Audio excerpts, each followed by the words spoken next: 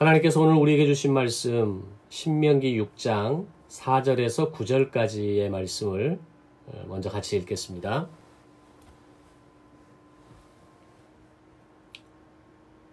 시작.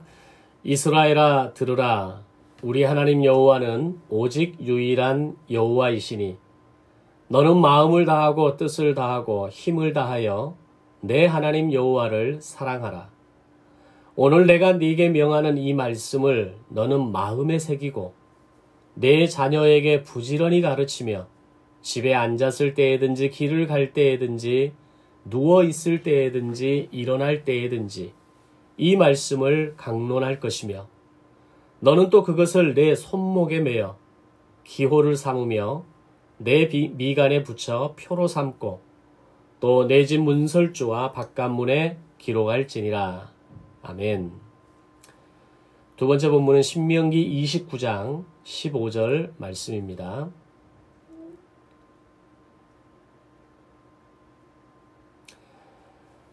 같이 읽겠습니다. 시작.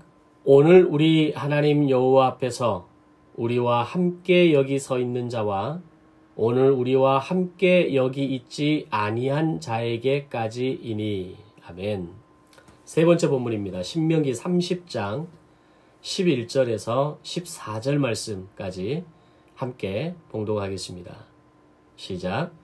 내가 오늘 내게 명령한 이 명령은 내게 어려운 것도 아니요 먼 것도 아니라 하늘에 있는 것이 아니니 네가 이르기를 누가 우리를 위하여 하늘에 올라가 그의 명령을 우리에게로 가지고 와서 우리에게 들려 행하게 하랴 할 것이 아니요 이것이 바다 밖에 있는 것이 아니니 네가 이르기를 누가 우리를 위하여 바다를 건너가서 그의 명령을 우리에게로 가지고 와서 우리에게 들려 행하게 하랴 할 것도 아니라 오직 그 말씀이 내게 매우 가까워서 내 입에 있으며 내 마음에 있은즉 네가 이를 행할 수 있느니라. 아멘. 기도하겠습니다. 사랑의 하나님 감사합니다. 오늘도 거룩하고 복된 아름다운 날을 주셔서 각자의 예배의 처소 그 가정 가운데에서 가족과 함께 예배하게 하시고 믿음의 가족을 삼아주신 사랑하는 꿈이 있는 교회 공동체가 함께 화면을 바라보며 온라인 예배로 신실하게 변함없이 예배자로 나아가게 하심을 감사드립니다. 함께 얼굴을 대면하여 예배할 수 있는 것이 어쩌면 가능할지도 모르겠다라는 생각을 했지만 또 잠시 동안 좀 더 긴 시간을 계속해서 온라인으로 비대면으로 예배하는 상황입니다. 그러나 하나님 동일한 은혜를 부어주시고 사랑하는 성도들의 가정을 직접 찾아가 주셔서 그 가정 위에 기름 부으시고 그 생활과 예배의 처소 위에 하나님의 충만한 은혜로 넘치도록 채워 주시옵소서. 특별히 귀한 예배자로 이삭이를 우리에게 붙여주시고 또 그의 한국에서의 첫 출발을 저희가 함께 지원하고 축하하고 격려하며 시작하게 하심을 감사합니다. 사랑하는 아들의 가는 길을 열어주시고 특별히 그 아버지 어머니가 뿌렸던 그 선교의 씨앗의 피와 땀이 사랑하는 아들에게 열매로 맺혀지며 사랑하는 아들을 채우시는 하나님의 놀라운 복으로 함께하여 주옵소서. 함께 예배하는 성도들을 기억하시고 또 멀리 보길도에서 그리고 이스라엘에서 생활하고 있는 준일이까지 하나님께서 친히 기억하여 주셔서 동일한 은혜의 강물이 그곳까지 흘러가게 하여 주옵소서. 감사드리며 예수님의 이름으로 기도드리옵나이다. 아멘. 신명기의 말씀은 모세가 40년 광야 학교의 모든 과정을 마치고 2달 반에 걸쳐서 진행되는 영광스러운 졸업식에 참여하는 60만 졸업생도들에게 들려주는 모세의 특강으로 기록된 책입니다.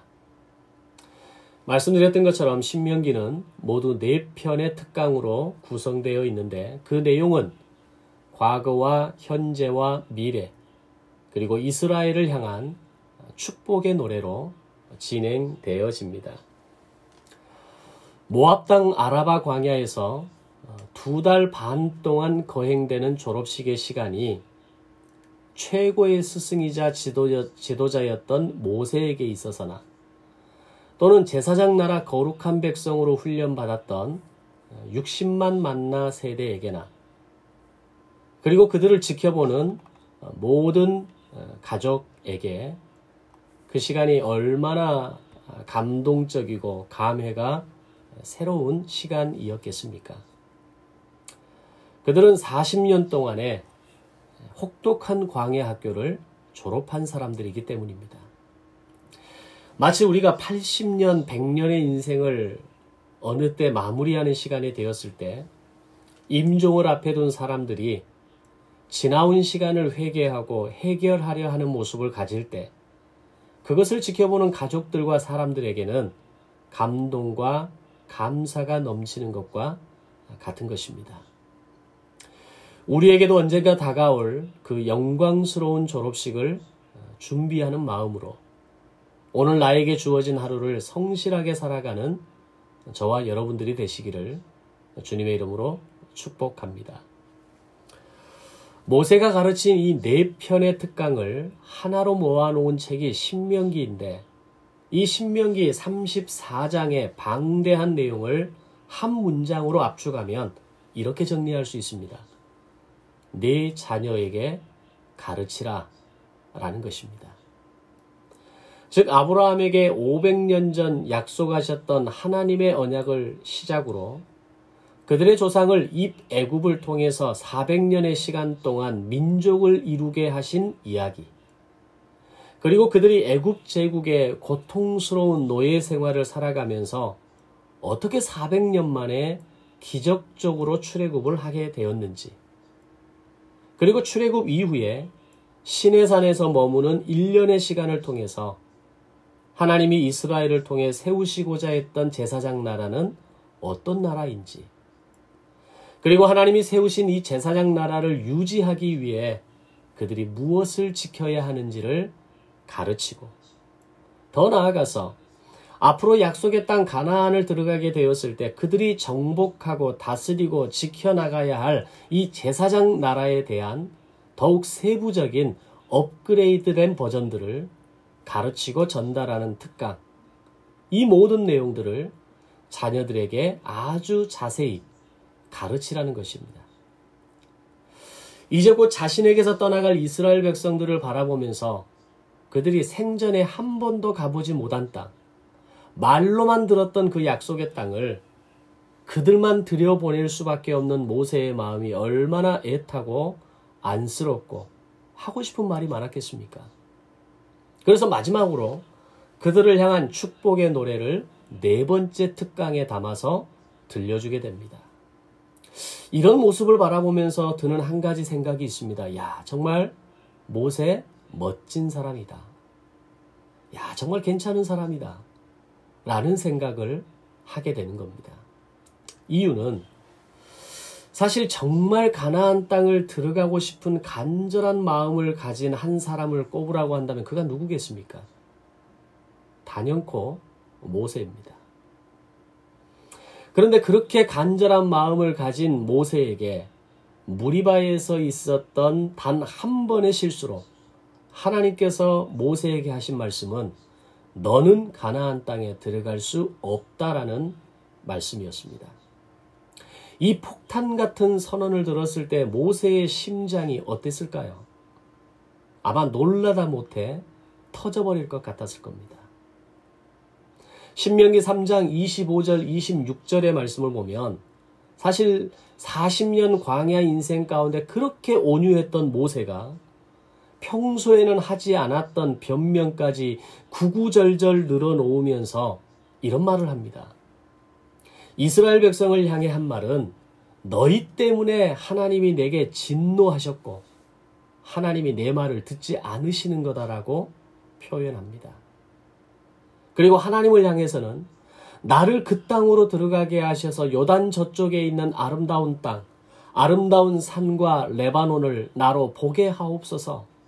이런 간절한 간청을 드리지만 하나님의 대답은 무서웠습니다.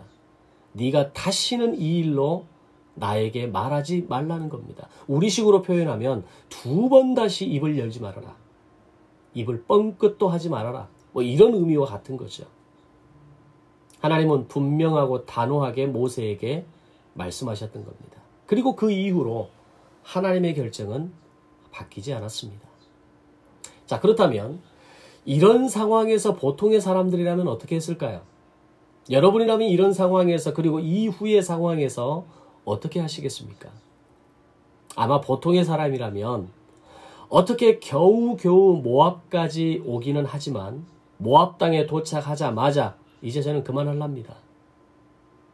내 역할은 여기까지고 이곳에서부터는 너희가 알아서 해라. 더 이상 나하고는 상관없는 일이다. 나는 이제 모르겠습니다. 라고 말하는 것이 일반적입니다. 여러분은 어떠실지 모르겠지만 저는 솔직히 그럴 것 같습니다. 그만큼 서운하죠.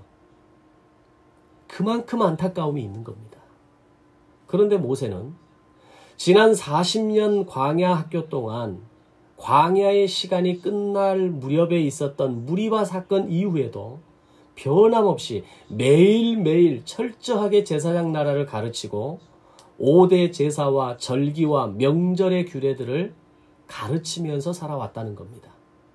그리고 이곳 아라바 광야에서 신명기 특강을 통해서 그가 보여주는 모습은 더 열심히, 더 철저히 일하는 태도와 자세로 나갔다라는 겁니다. 오히려 내가 함께 가지 못하기에 더 철저하게 당부해 놓아야겠다는 마음으로 내 편의 특강을 준비하고 최선을 다해 충실하게 전달하는 34장의 내용과 시편 90편의 내용을 통해서 전달하고 있는 모세를 보여주고 있는 겁니다. 그래서 모세는 정말 멋진 사람이다 라고 말할 수 있는 겁니다. 그것뿐만이 아니었습니다.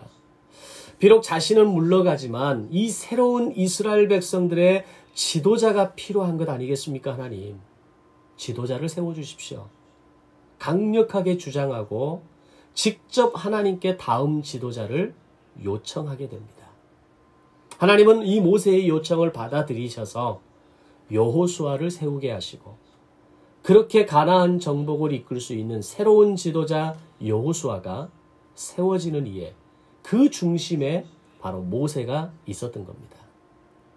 또한 요단 동편 땅을 요구했던 세 지파와의 어렵고 까다로운 협상을 통해서 그들이 스스로 가나안 전쟁의 선봉대로 싸움에 앞장설 것이며 전쟁이 끝나기 전까지는 절대로 집에 돌아오지 않겠노라고 하는 이 엄청난 각오와 약속을 받아내는 작업을 모세가 해내는 겁니다.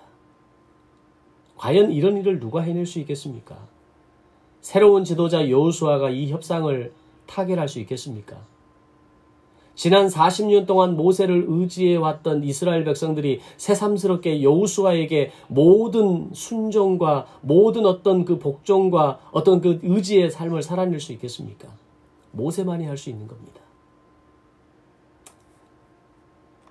자, 사진을 하나 보겠습니다.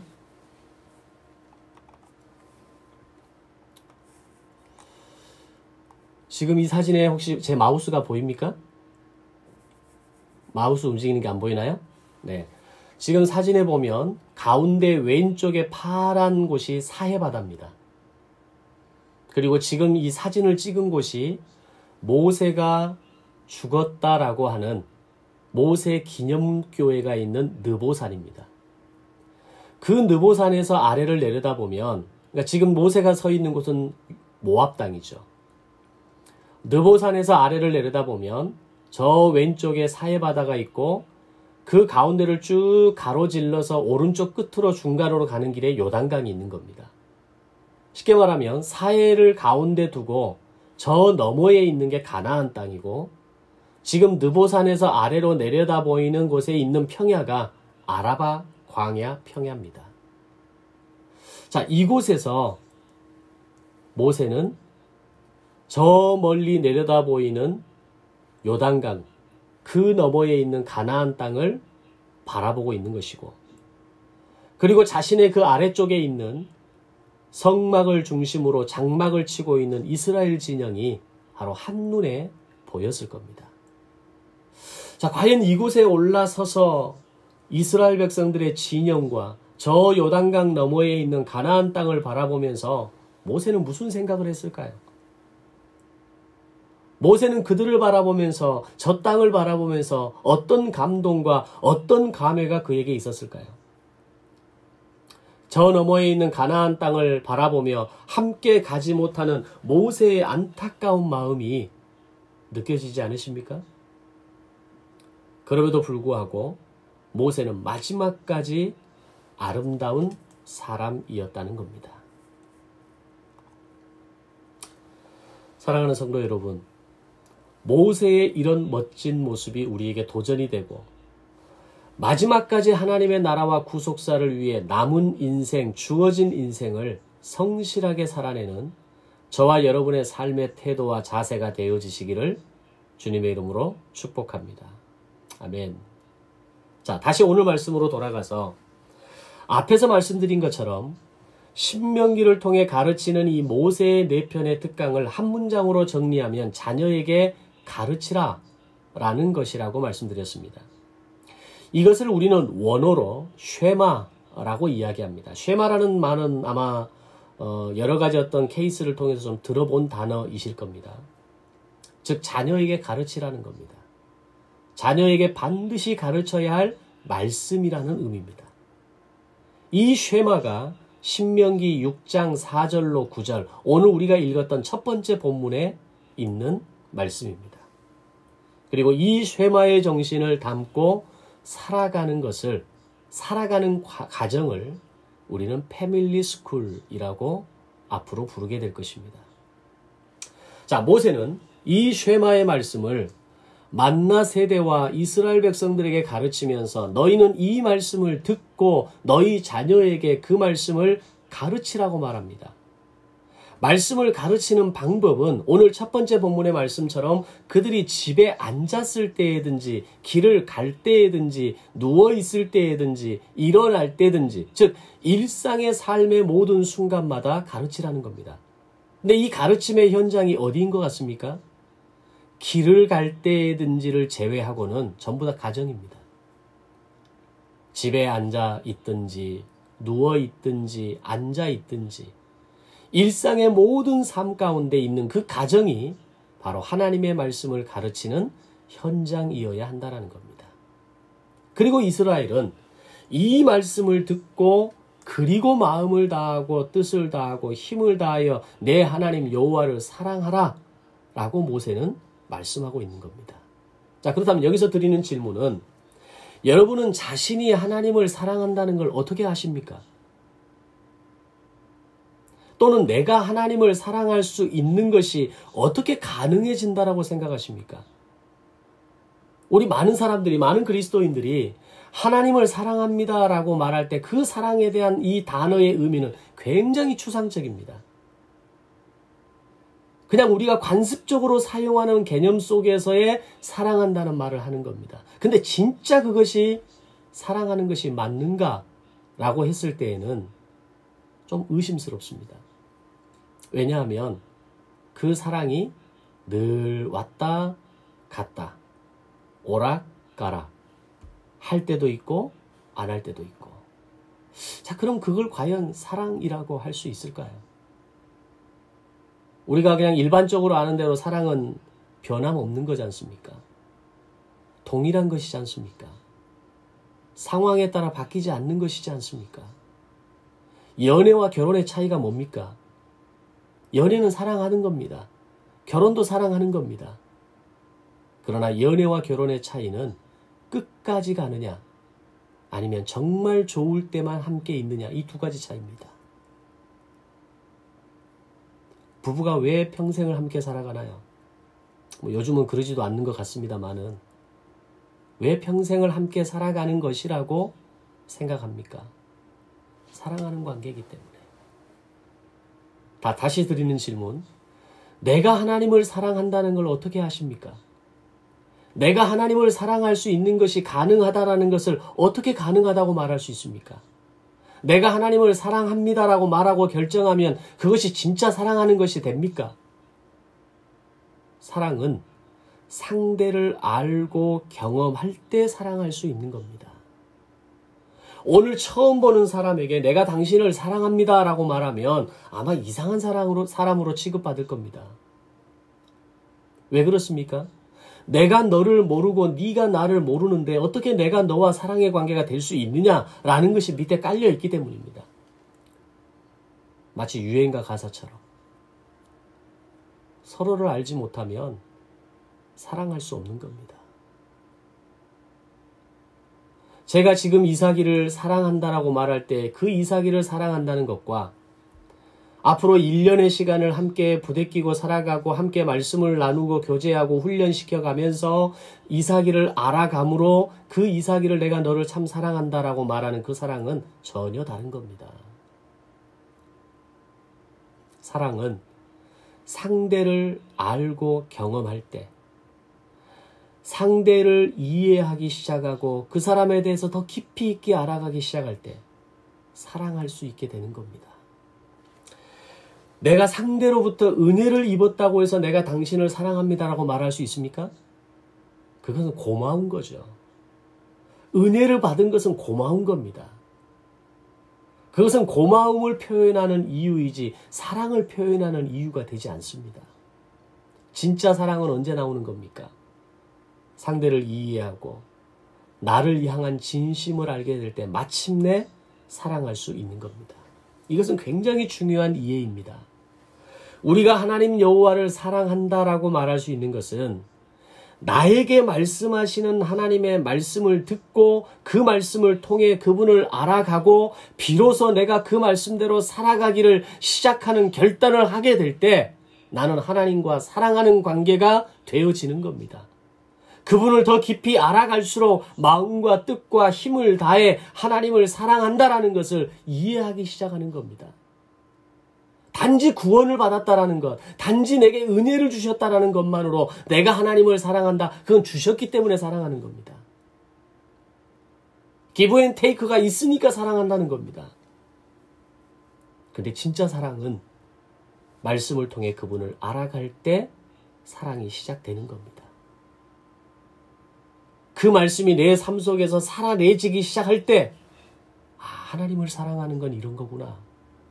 거기서 마음과 뜻과 힘을 다해 하나님을 사랑한다는 말이 이해가 되는 겁니다. 이것이 우리에게 의미하는 것은 자녀에게 가르치라 라고 말할 때 부모가 모르는 내용을 자녀에게 가르칠 수 없고 부모가 하나님을 사랑하지 못하는데 자녀에게 하나님을 사랑한다라고 사랑하라고 가르칠 수 있겠습니까? 즉 자녀에게 가르치라는 말은 부모가 자녀에게 가르치기 위해서는 부모가 하나님의 사랑을 먼저 경험해야 한다는 겁니다. 부모가 하나님의 사랑을 먼저 알기 위해서 반드시 선행되어야 할 것은 부모가 하나님의 말씀을 듣고 부모가 하나님의 말씀을 아는 것이 먼저 되어야 한다는 겁니다. 모세는 40년 전에 80일간의 시간을 통해서 하나님의 말씀을 들었던 사람입니다. 비록 속성 과정이었지만 모세는 그 80일의 시간을 통해서 완벽하게 하나님의 말씀을 이해했습니다. 그가 완벽하게 이해했다는 것을 어떻게 알 수 있습니까? 그가 직접 써내려간 두 번째 돌판이 그 증거입니다. 그리고 이스라엘 백성들에게 하나님이 말씀하신 성막의 설계도와 5대 제사와 3대 절기와 3대 명절을 완벽하게 전달합니다. 기록할 수 있다는 것과 전달할 수 있다는 것보다 더 확실한 깨달음의 증거가 어디 있겠습니까?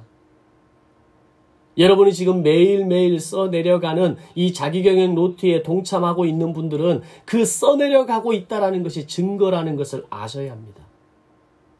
그리고 누군가에게 출애굽기 프로세스를 설명할 수 있고 하나님의 말씀을 이야기할 수 있고 그 말씀의 매뉴얼을 통해서 오늘 나의 5대 광야의 삶을 어떻게 살아야 할 것인가를 전달할 수 있는 힘이 있다면 여러분은 그 증거의 자격을 가진 사람이 되는 겁니다.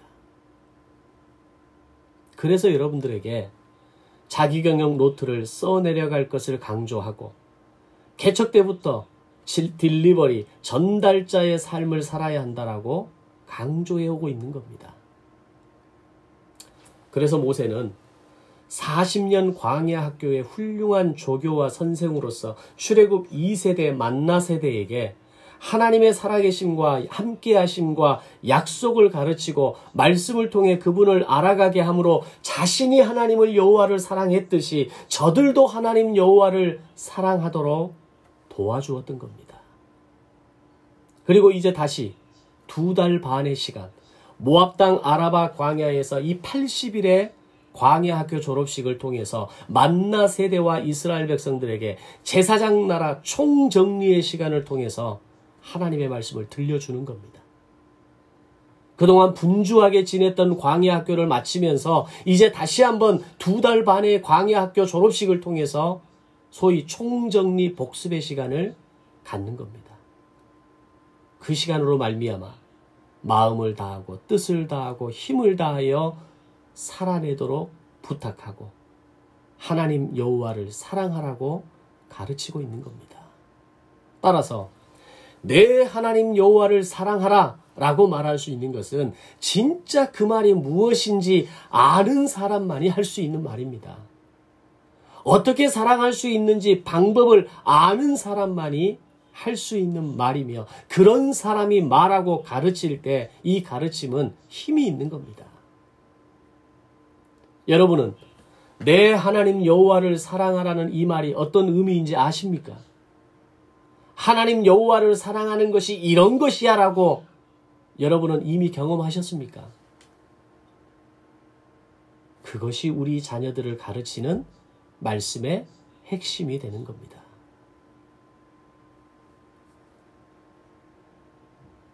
그래서 여러분이 자녀들에게 분명히 가르칠 수 있는 듣고 깨달은 하나님의 말씀이 여러분에게 있다면 여러분의 가정은 쉐마의 정신이 담긴 패밀리 스쿨이 시작된 것입니다.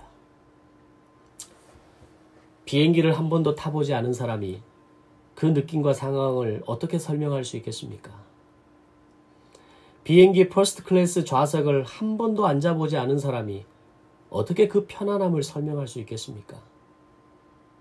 저도 퍼스트 클래스 비즈니스도 한 번 안 타봐서 그 느낌이 뭔지를 모르겠습니다. 타본 사람만이, 앉아본 사람만이, 경험해본 사람만이, 하나님의 사랑을 삶 속에서 살아내본 사람만이 그걸 우리의 자녀들에게 가르칠 수 있는 겁니다. 오늘날 많은 그리스도인 부모들이 말씀의 은혜를 모르고 진짜 하나님을 사랑한다는 것이 무엇인지 모르고 살아가기에 신앙이 무엇인지, 신앙생활을 어떻게 하는 것인지, 하나님을 사랑한다는 것이 어떤 것인지 우리의 자녀들에게 제대로 전달조차 하지 못하고 살아가는 소위 세상말로 우픈 현실을 살아가고 있는 겁니다. 그러나 저와 여러분에게 분명하게 도전하는 것은 모세가 먼저 시내산에서 들었고 광야에서 살아내면서 가르쳤고 요단강을 건너기 전 만나 세대와 그 다음 세대를 바라보며 전달했던 것처럼 부모가 듣고 살아내고 자녀에게 가르치는 패밀리 스쿨이 여러분의 가정 가운데에서 여러분의 자녀와 자손 가운데에서 시작되시기를 주님의 이름으로 축원합니다. 신명기 6장 7절의 말씀처럼 네 자녀에게 부지런히 가르치며 집에 앉았을 때에든지 길을 갈 때에든지 누워 있을 때에든지 일어날 때에든지 이 말씀을 강론할 것이며 여러분의 가정과 가문에서 일어나는 변화가 되시기를 바랍니다. 아멘. 이것이 가능해진다면 오늘 두 번째 본문의 말씀이 실현 가능해집니다. 신명기 29장 15절. 우리와 함께 여기 서 있는 자, 누굴 말합니까? 즉 만나 세대입니다. 그리고 우리와 함께 여기 있지 아니한 자, 누구 말합니까? 만나 세대의 그 다음 세대, 자손 세대를 이야기합니다. 말씀이 전달되고 말씀을 살아내고 하나님과 이웃을 사랑하는 것이 어떤 삶을 사는 것인지 만나 세대가 이해할 뿐만 아니라 그들의 자녀 세대까지 전달될 수 있는 놀라운 기적의 사건이 일어나게 된다라는 겁니다. 믿음의 3대를 넘어서기가 어렵다는 말 많이 들었지 않습니까? 믿음의 4대를 간다는 건 이건 정말 대단한 겁니다. 근데 그것이 그냥 가겠습니까? 그냥 되겠습니까? 자녀에게 가르쳐야 합니다. 말씀을 가르쳐야 합니다. 구원이라고 하는 하나님의 은혜를 전달하는 것에서 멈추는 것이 아니라 은혜의 단계에서 사명의 단계로, 말씀을 살아내는 왕같은 제사장의 사명의 단계로 가르칠 수 있어야 하는 겁니다. 제가 지난 10년의 목회 시간 가운데 풀리지 않는 숙제가 하나 있었습니다. 그것은 이전부터 있었던 고민이지만 사실 개척교회를 시작하면서 가중된, 해결되지 않는 과제였습니다. 과연 다음 세대를 세우는 교회, 다음 세대를 책임지는 교회, 다음 세대를 준비하는 교회라는 이 말이 뭘까? 어떻게 하면 이게 될까? 이게 풀리지 않은 숙제였습니다. 물론 그 말 자체를 이해 못하는 건 아닙니다. 그런데 개척을 하면서 이 말은 저에게 더 부담이 되고 더 나아가 성도들에게 미안함이 되는 주제였습니다. 때로는 제가 먼저 우리 교회에 교회 학교가 없다는 것이 저를 위축되게 만드는 이유였다는 것, 위축되게 만드는 어떤 원인이었다는 걸 솔직히 고백합니다. 그러면서 제 안에 자리 잡은 질문은 과연 다음 세대를 교육하고 다음 세대를 준비하고 다음 세대를 책임진다는 것이 뭘까라는 고민을 멈출 수가 없었습니다. 교회 학교가 없다면 그건 다음 세대를 준비하지 않는 교회일까? 다음 세대가 없다면, 어린아이들이 교회에 없다면 그것은 아주 교회 아이들이 몇 명 되지 않고 작은 수라면 다음 세대에 대한 기대가 없는 걸까? 심지어는 여기에 대한 놀림이 너무 많아서 한때 저희 성도였던 집사님의 아들과 그 친구들을 신앙교회로 제가 연결해 줬습니다. 그곳에서 신앙생활을 하도록 제가 결정을 했던 겁니다. 근데 그게 제 목회의 시간 가운데 제가 가장 죄송하고 가장 후회스러운 결정이었다는 것을 말씀드립니다. 그때는 그게 최선인 줄 알았습니다. 아니, 잘 몰랐던 겁니다. 그렇게 하는 것이 그 친구들에 대한 배려이고 난 참 마음에 여유가 있는, 마음이 너그러운 목회자라고 착각을 했던 겁니다. 그런데 이후에 몇 해의 시간이 지나고 작년에 비로소 그 질문에 대한 답을 제가 확실하게 찾았습니다. 진짜 다음 세대를 교육하고 준비하고 책임진다는 것은 바로 부모 교육을 제대로 하는 것이 그 해답이라는 것을 알았습니다. 좋은 시스템을 갖춘 시설과 어떤 프로그램이라도 해볼 수 있는 환경과 넉넉한 인적 자원은 있으면 좋고 사용하면 편한 것이지만 그것이 본질이 아니라는 걸 알았다는 겁니다. 진짜 다음 세대를 준비하는 핵심 전략은 부모를 교육하고 부모가 하나님의 말씀을 잘 듣고 배우고 살아내게 함으로 그것이 그들이 하나님 여호와를 사랑할 수 있도록 가르치면 그걸 깨닫고 배운 살아낸 부모가 자녀를 가르치는 것이 진정한 패밀리 스쿨의 시작이고 쉐마의 정신을 이루는 장이라는 겁니다. 진짜 다음 세대 교육은 부모 교육이었습니다. 부모가 하나님을 사랑할 수 있을 때 자녀가 하나님을 사랑할 수 있는 겁니다. 부모가 하나님의 말씀을 이해하기 시작할 때, 부모가 하나님의 말씀을 살아내기 시작할 때 자녀가 하나님의 말씀을 이해하고 살아낼 수 있게 되더라는 겁니다. 그래서 이제는 제가 당당하게 이야기할 수 있습니다. 적어도 당신들에게 하나님의 말씀을 배우고 깨닫기를 원하는 마음만 있다면 우리 교회가 당신들을 책임지겠습니다. 하나님의 말씀을 듣고 하나님의 말씀을 살아내고 그 하나님의 말씀을 자녀들에게 가르칠 수 있도록 저희가 돕겠습니다. 하나님의 말씀을 듣고 훈련받은 사람이 마음을 다하고 뜻을 다하고 힘을 다하여 하나님을 사랑할 수 있다는 이 말에 동의할 수 있다면 저희가 여러분들을 돕겠습니다. 라고 말할 수 있게 됩니다.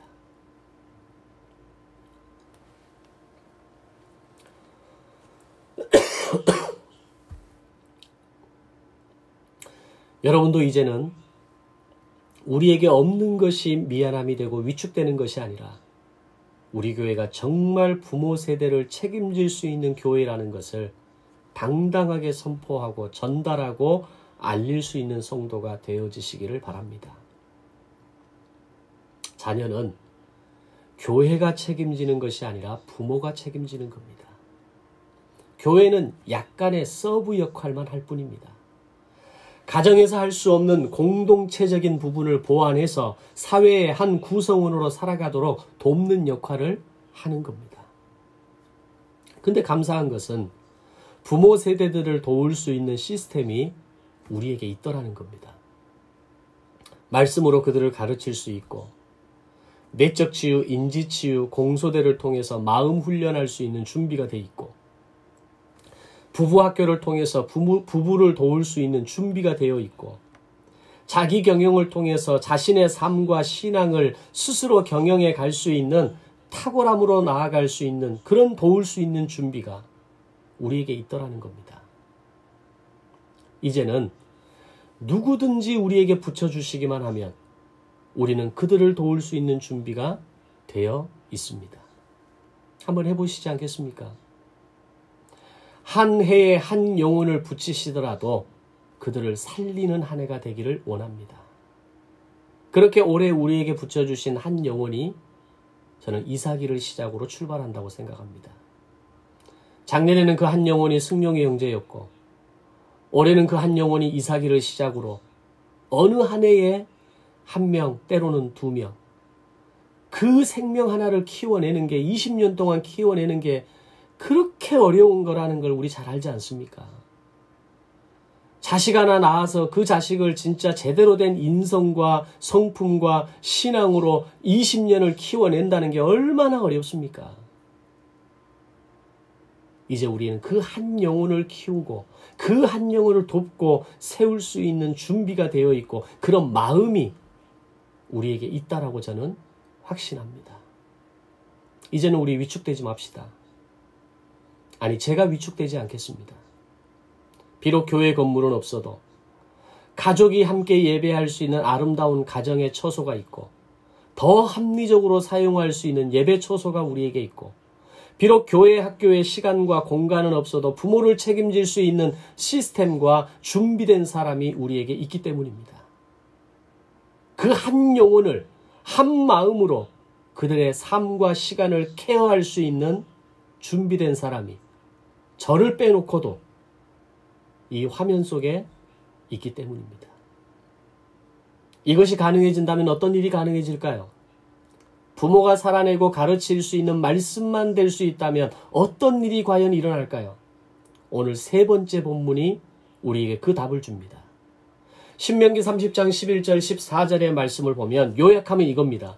부모가 듣고 살아내고 하나님을 사랑하기 시작하면 자녀 세대에게 있어서 제사장 나라의 기준과 원칙으로 산다는 것이 결코 어려운 것도 아니고 먼 것도 아니고 바다 밖에 있는 것도 아니고 오직 그 말씀이 내게 가까이 있어 네 입에 있다라고 말씀하고 있는 겁니다. 아멘.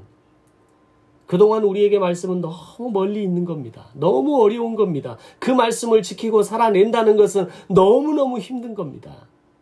그런데 부모 세대가 살아내기 시작하면 하나님의 그 말씀이 어려운 것도 아니고 먼 것도 아니고 바다 밖에 있는 것도 아니고 오직 그 말씀이 내 입에 가까이 있다라고 모세는 이야기하고 있는 겁니다. 하나님의 말씀은 결코 멀지 않습니다. 아멘.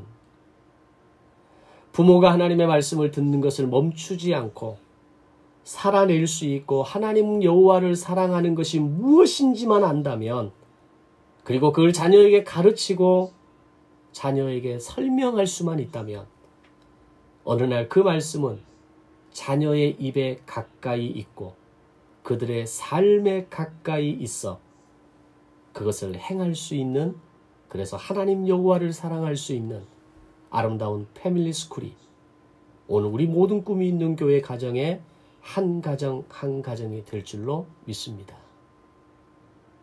기도하겠습니다. 살아계신 아버지 하나님, 자녀에게 가르치라. 모세를 통해 선포되어진 이 지상 명령이 바로 오늘 우리 가정이 사는 길이고 한국교회가 사는 길이고 주님 오시는 그날까지 패밀리 스쿨을 이어가는 우리 가정의 사명인 것을 깨닫게 하여 주옵소서. 그동안 말씀이 너무 멀리 있었고 그 말씀이 무엇을 의미하는지를 제대로 알려고 하지도 않았고 그저 습관대로 예배하고 그저 습관대로 신앙생활하고 그저 눈에 보여지는 것이 다인 걸 알고 그렇게 신앙생활 해왔던 것을 하나님 앞에 회개합니다. 우리를 용서하시고 이제는 하나님의 말씀을 듣고 깨달음으로 말미암아 마음과 뜻과 힘을 다해 하나님 여호와를 사랑하는 것이 무엇인지를 가르치고 설명할 수 있는 부모 세대가 되게 하여 주옵소서. 부모 세대가 살면 자녀 세대가 사는 것을 믿습니다.